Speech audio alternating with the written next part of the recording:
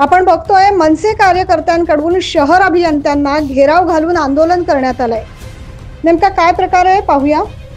गंगापूर रोडवरील जुन्या पंपिंग स्टेशनच्या जागेत 7 वर्षापूर्वी मनसे अध्यक्ष राज ठाकरे यांच्या संकल्पनेतून उभारलेल्या बाळासाहेब ठाकरे शस्त्र संग्रहालयाच्या जागेत शिवसेना शिंदे गटाने स्मृती उद्यानाचे मुख्यमंत्री एकनाथ शिंदे यांच्या उपस्थितीत उद्घाटन केले।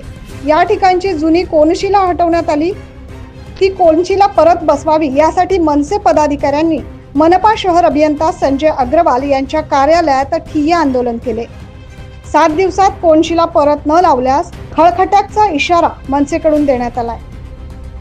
परंतु जी राज साहेबांची संकल्पना होती तो इथेच दाखवला गेला होता आणि बाहेर जो आमच्या कोनशिला लावली गेली होती त्याच्यामध्ये आणि तिथे गेट लावून तिथे दगडे लावण्यात आले, म्हणजे शोची दगडे।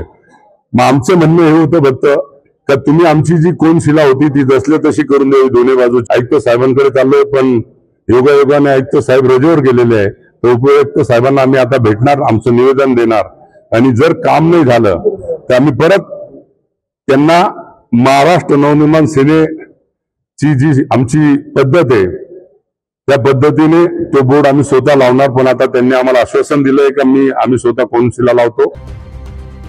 2017 मध्ये राज ठाकरे यांच्या हस्ते या शस्त्र संग्रहालयाचे उद्घाटन झालं होतं। मात्र नवीन प्रकल्प उभारताना जुन्या प्रकल्पावरील कोनशिला हटवली गेली। प्रदेश सरचिटणीस अशोक मुतडक, प्रदेश उपाध्यक्ष सलीम शेख, जिल्हाध्यक्ष अंकुश पवार, शहराध्यक्ष सुदाम कोंबडे, महिला आघाडी प्रदेश उपाध्यक्ष सुजाता डेरे यांनी अग्रवाल यांना घेराव घातला आणि खळखटक आंदोलनाचा इशारा दिलाय। मात्र आता ही कोनशिला परत बसवण्यात येणार आहे की नाही किंवा याबाबत काय राजकारण होणार आहे हे पाहणं आता महत्त्वाचं ठरणार आहे। 9 न्यूज महाराष्ट्रासाठी प्रतिनिधी अजीज सय्यद।